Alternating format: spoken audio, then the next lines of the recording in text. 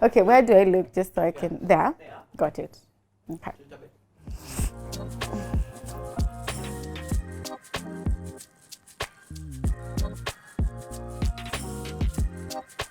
My name is Nyambura Muthee. I am a mom of two. I think that's the first thing I would say defines who I am. Actually, no, I'm a wife, and then I'm a mom of two. I'm also a program manager, and basically what that means is I manage the work that the engineers are doing, and kind of keep up with the products that we are creating and coming up with in the market.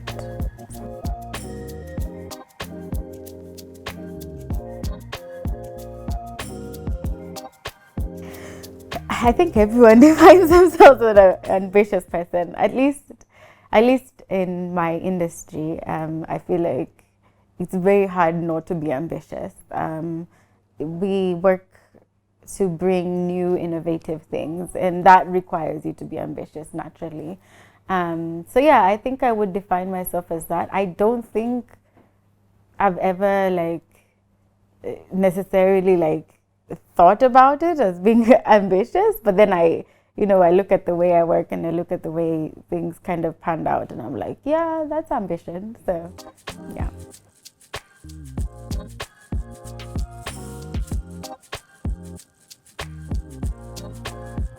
I've experienced it in my previous role.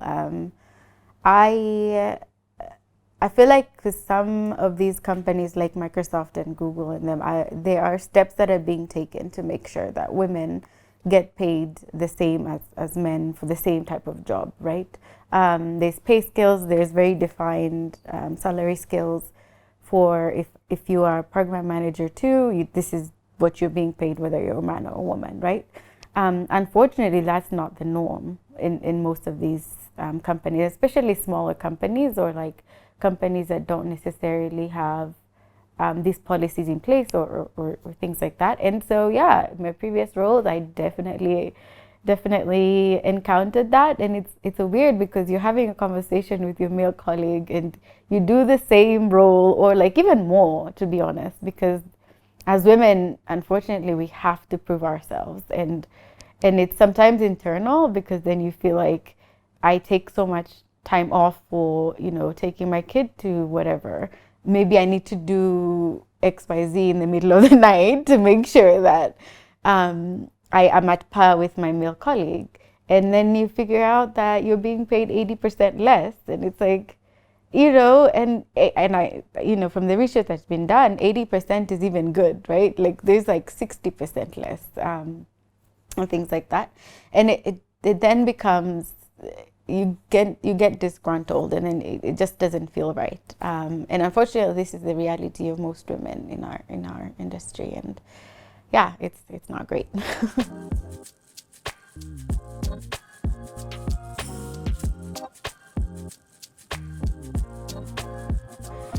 I'd be surprised if any woman says they haven't. And I feel like, for my case, some of it isn't explicit, and by that I mean I don't think somebody came into work, at least from my experience, and said, I'm going to discriminate against you because you're a woman.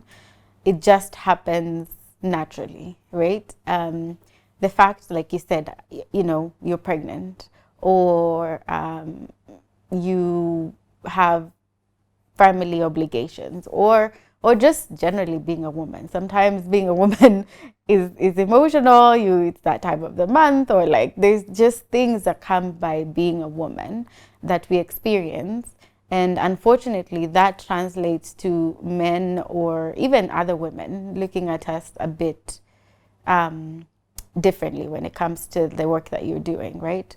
I remember there was a time, thankfully the companies that I've worked with have a working from home policy. With that comes other responsibilities, right? If your kid is sick or something happens. And so I remember this one time specifically, I had to work from home for the whole week, just because there was family things that were going on. And the next week I went into work on Monday, just, went into the office on Monday. And one of my male colleagues was like, uh, he couldn't ask me why I worked from home all week. But then there was this attitude of like, well, you did nothing last week. And I'm just like, you don't realize that I literally was working at 7 at night because I couldn't work the normal work hours. Because whether I am home or at the beach or wherever, my work still has to get done, right? Or otherwise I'll be fired or like, and so it's those little nuances. And I don't think sometimes men especially realize that it's microaggression, right? It's not even necessarily somebody saying it outright. It's like microaggression. Somebody will not put you in a project, or they will pick somebody else over you, or then you realize I could have done that thing or like that project. I was the best person placed for it, but the fact that I'm not here, that means that I don't get picked for it. And that happened over and over. And some of it, like I said, is not explicit, but it happens all the time. And it's those little micro things that happen that you realize, yeah, this is discrimination. I don't think a lot of people realize it, and I don't think a lot of people are aware of it, especially men. And then when you point it out, they're like, well, but I didn't mean anything by it. Yeah, but it happened. So, yeah.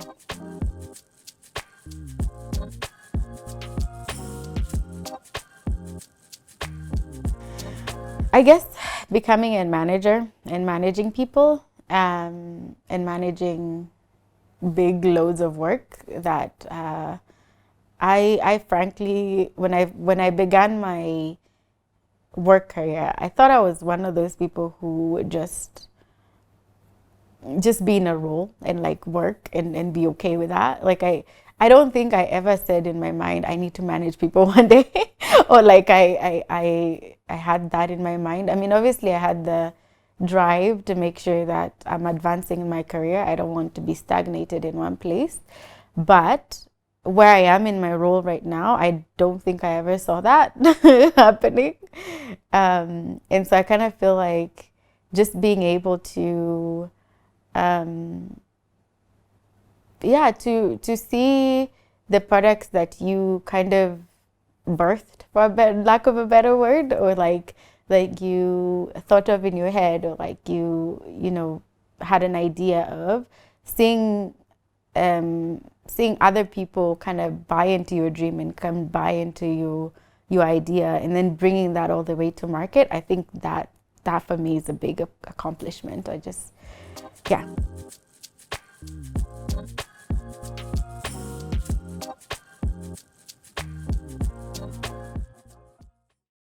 Great question. I think we talked about this earlier, but I'm a firm believer that women are great managers. I think leadership and management requires a lot of aspects and facets, and I think women are very balanced when it comes to that. You have to be very emotional about things. You have to, not very, but like you need to have emotions about things. You need to, the logic needs to balance with the emotion. I think women, somehow we have this ability to balance things out. And I think it dawned on me when I became a mom that women are, I don't even know what the word to describe, but women are incredible when it comes to managing things. These things that I'm able to balance at home, balance in the workplace, balance, outside home and workplace. Just your womanhood and you just being a woman. And I think that really helps us become leaders in the workplace, become leaders in our homes. Not to discredit men, because I think men are wonderful and like they're fantastic when it comes to leadership. But I think there's some aspect of, I'm trying to find the word there, but like I just feel like women just have this balance that helps you become a leader and helps you manage people and manage things as well. So when it comes to managing people and managing and being a leader, there's an empathy that women possess that that when you look at teams that are managed, even in my workplace, and you look at teams that are managed by a woman and you look at teams that are managed by a man, there's a very big difference when it comes to work-life balance and when it comes to satisfaction with your work.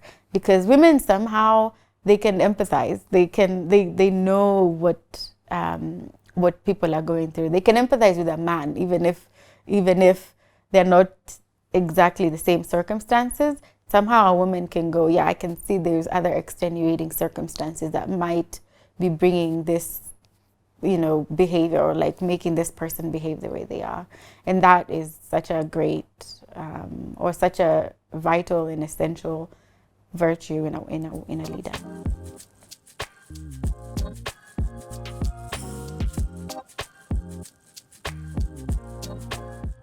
Where to start? There's so much, man. There's so much. It's I think, okay, so for me, the first thing that I faced, especially when I first came into this role, was imposter syndrome. I was just like, oh my gosh, like there's no way you're entrusting me with, number one, managing these people who, number one, engineers are smart. They are ridiculously smart. Like, these are not dumb people. So you first come in and you just like, I don't even know half of the things that you know, right?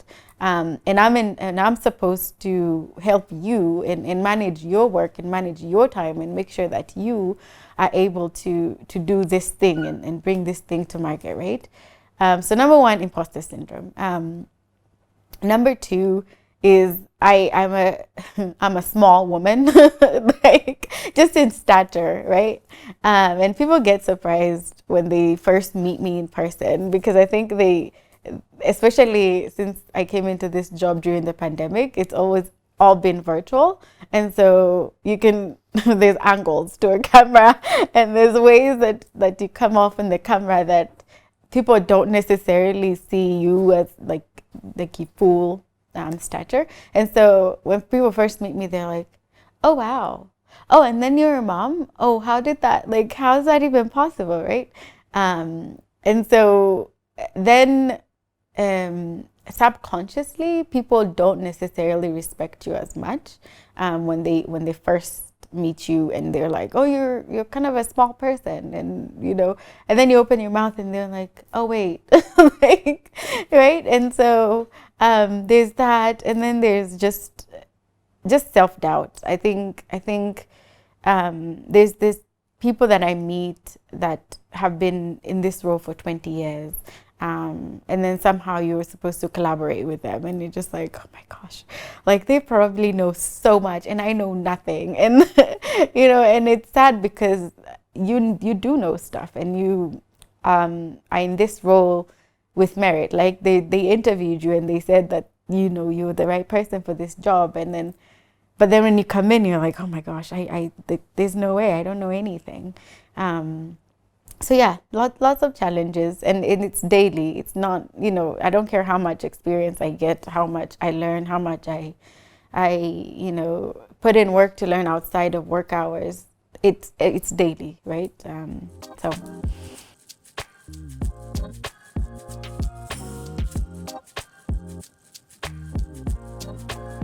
I've been very fortunate, and I have to recognize that, and I have to definitely it's not lost on me that the company that I work for and the team that I work for, because there's company and then there's your team, that there is a very deliberate effort to make sure that there is work-life balance, and so I think it can be achieved if there's a deliberate effort. Unfortunately, it's not everywhere that we're seeing this deliberate effort, and it has to come from leadership, right? And it has to come from people who understand the demands of life and the demands of being a working mom, or the demands of being not even necessarily a mom, just being a woman, right? There's demand that comes with just being a woman.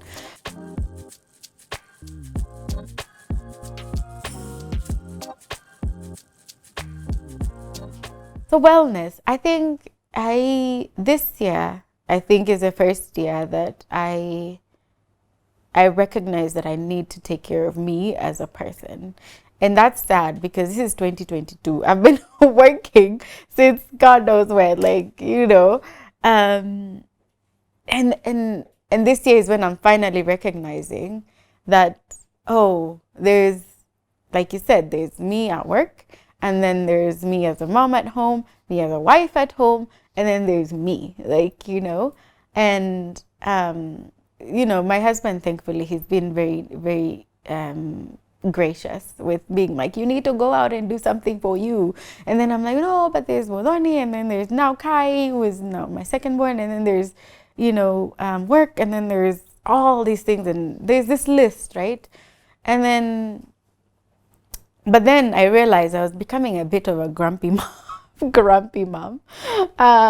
because then I just feel like my day is full, like it's full of being a mom and being full of being a wife and full of being at work, and then there's no time left for me, and there's no time left for Nyambura as a person. And so, and I even recognize that my single friends are out there, they're doing their thing, and they're having fun, and even little things, that's going to a restaurant and just having a meal, like that had been lost. And then the pandemic happened, and then every restaurant is closed, and and it just accelerated. And then so then in 2022, I realized I need to take time off. And I think it's hard because it requires me to shut down that like mom and wife thing, which is so hard to do. Even if I'm at a restaurant, I'm still thinking, oh, has he slept? Has he eaten? Has he done it? And there's all these things that you're going through in your head. And I was just like, oh my God, I need to shut this off somehow, and be well. And then I come home and I can be the mom that my kids need me to be, and the wife that my husband needs me to be. And unfortunately, it took me a while. And I don't think I'm there yet, honestly, to be honest. I think it's a journey, and I think I'll get there, and maybe, hopefully. But then it's one of those things that I need to be very, very aware of. And unfortunately, it requires me to remove myself from the situation, not just close the bedroom door and we're good. No, it requires me to be outside. So.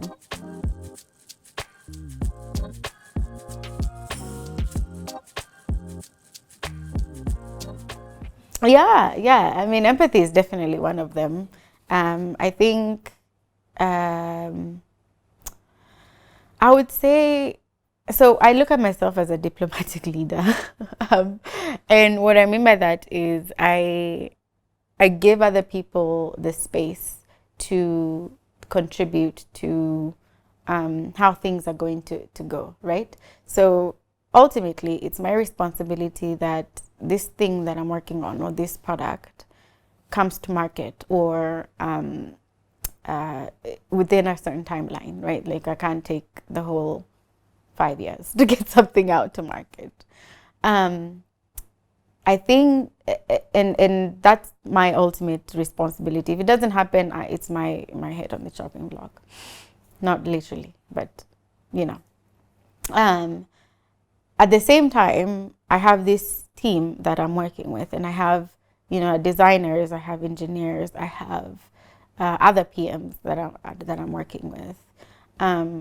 We all have to work collaboratively together, and everyone has to be happy with what is going on in order for this thing to happen, to make it to come to market. Now, I could be the person that sits there and writes a plan and just goes, this is what we're doing. I don't care if you feel a certain way about it. I don't care if you don't think it's the right thing. We're doing it. We're going to have it up to market by June. End of story. I don't think that works very well. And there's certainly people that do that, and you'll get your product. Your team is not going to be very happy, and they might, things might break in the middle because you didn't give people the space and the time to contribute. And so what I do in my role, and I think this is something that I learned, especially from my mom, because she was a very strong woman, and she was also a leader in her profession. And what I I observed her doing is she would bring people around the table and she would be like, what do you think? And and literally go around the table and ask everyone. And in my profession, what I found is there's people that will be the loudest on the table and they'll literally give their opinion for days. Like they will, Yani, you ask this person and you just know 30 minutes down the line, we're still talking about the same thing. And then there's a person, not necessarily in the literal back of the room, but they are in the back of the room. And usually their opinion is so valid, but they're not the loudest person and they will not raise their hand to speak ever. And this, and me being a leader, it's my responsibility to make sure that this person is heard. And so I'm very deliberate in making sure that everyone in the table is heard. And I don't even care if you stay at 2 minutes, and like, that's not the point. The point is that everyone is heard. And that's something that I observed from my mom, who, like I said, brings everyone to the table. And every opinion is valid, right? And there's no right or wrong. It's all valid. Some of them will do today, some of them will do tomorrow, some of them will do the next, whatever, but everyone is heard.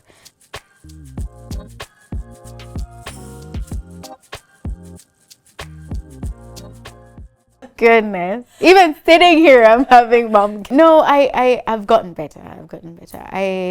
So funny story. So Muthee was born in 2020, the height of the pandemic, right? And so I got to sit with Muthee until she, like at home, until now, truly, almost 2 years down the road.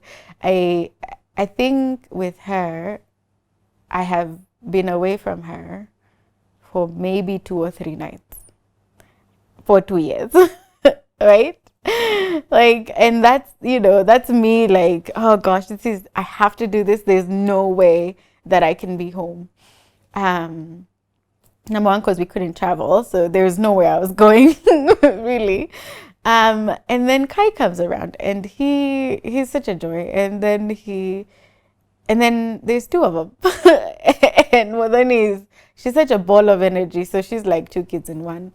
And then there's Kai, who needs my full attention, needs me at my best, and then there's work that's, come around, and our office is open now. And then, there's all these things that are coming around.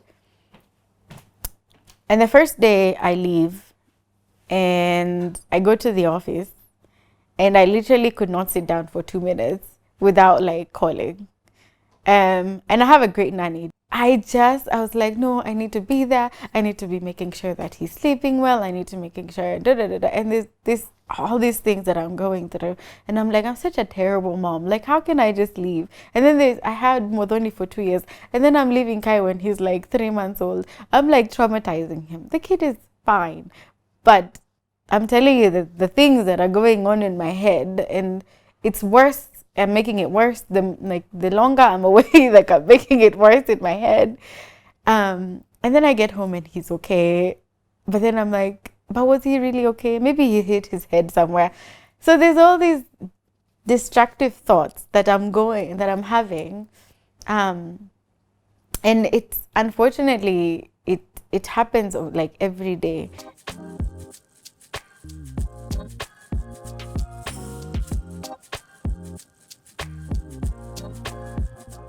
Yeah, so I think in the last 2 years, and it's come with me being in this role.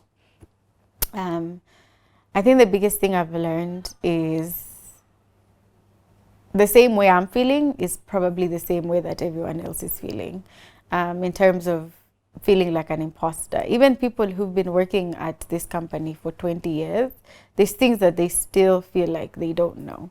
And what I've started to do, and what I'm very intentional about doing now, is asking all the questions. And like, there is no question that is dumb. And especially for me, because I'm not very, like I said, I didn't go to school for tech or software development. I have come into this role by like learning through the job.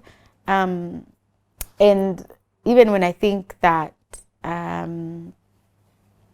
that I should know that. Like it's something that I should know. Like, or I could go and do research and learn it and then come and be like, yeah, I know it. Yeah, no, just ask. Just ask the questions. And the more I've done that, the more I've realized people actually are drawn to you because they just feel like you're not like you're very real about everything, and you're very okay with not knowing.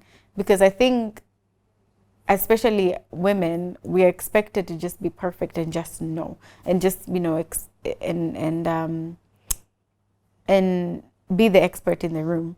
But then I realized that I do better by not being the expert in the room and asking the people around me questions, and being the person who allows other people to teach me. And honestly, quite frankly, it's made me a better leader, because when I go to an engineer and I'm like, I need you to explain this in English, and please do not like use your programming languages that I do not have an idea of. Like, explain it to me like a 3-year-old. And by that, I've learned so much, and I've become such so much better at my role. But then it's also brought people around me, because they're like, this person is okay with, even if they're the leader in the room, they're okay with not knowing. And then it's made people feel at ease, because they're like, okay, so how I'm feeling is the same exact way that my leader is feeling, or like my manager is feeling. So